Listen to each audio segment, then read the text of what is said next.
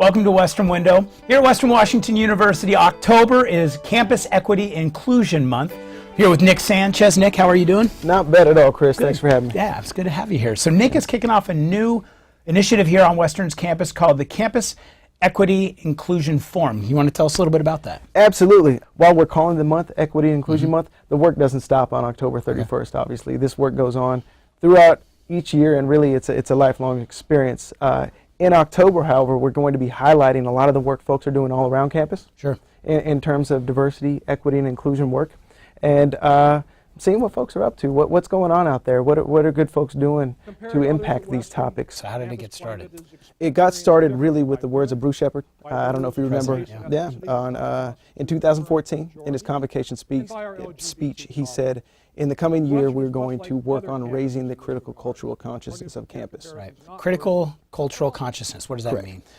Basically, critical cultural consciousness is individuals becoming more aware of themselves, more aware of the experiences of others, and impacting our workspaces in a positive way that enhances diversity. When we speak to equity, right, and sometimes we speak to equity by distinguishing it from equality. Right. Equality is giving everybody the same thing, Okay. and equity is providing what people need. Gotcha. Okay. And inclusion is really just one of these words that gets us past tolerance, acceptance, and some of these words that we've used in the past that don't really ring true to our mission. Being inclusive is inviting everybody to the table and giving that equitable voice to everybody at the table. Okay. We're working with many individuals in many colleges, entities, whatever around campus.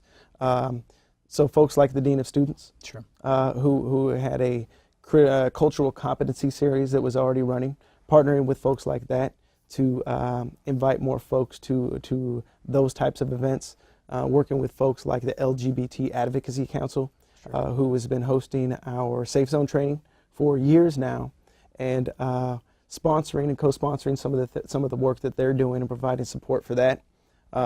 Working with folks like the Journal for Educational Controversy, and bringing some light and putting a spotlight on some of the work that they're doing to provide folks with resources to raise their critical cultural consciousness. Sure, absolutely.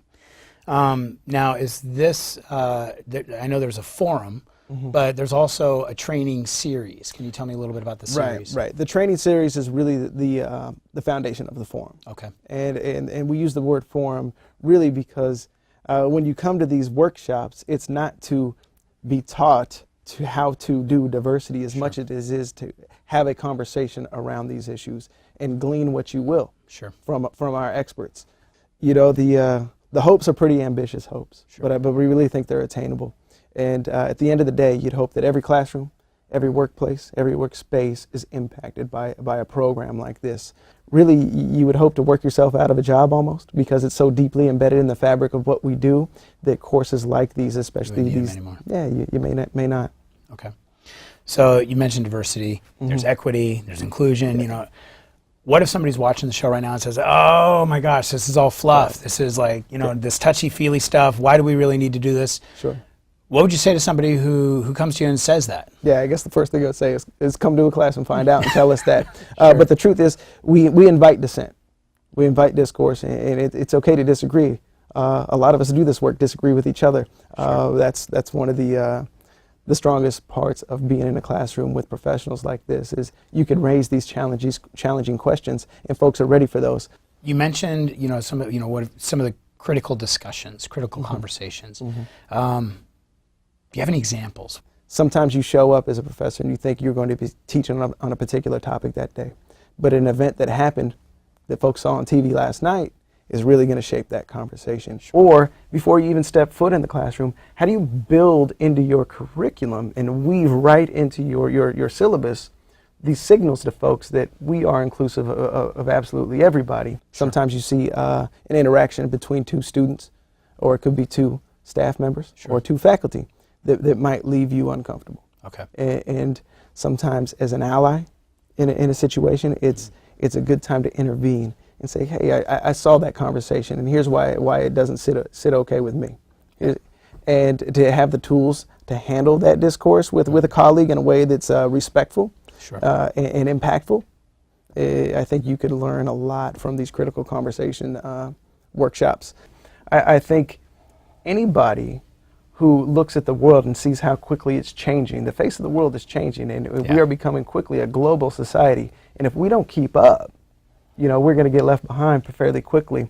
So I think folks who want to tap into that global community a little bit better would want to be in these workshops. And you're a party planner. You invite everybody to the party, and you just... I feel that way sometimes. Make sure everybody's got what they need. Yeah, absolutely. And I can't wait to get started. Just really nice having you into the studio. Thank you so much, Yeah, Chris. absolutely, Nick. Thanks so much. Yeah. Nick Sanchez, who is launching a new initiative on campus, the Campus Equity and Inclusion Forum.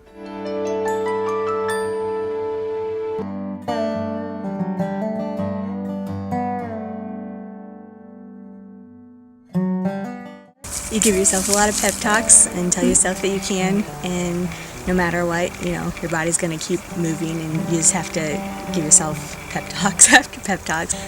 You know, sleep you don't get a lot of it sometimes, and so I drink a lot of Zip Fizz. My name's Kent Contreras. I'm the zone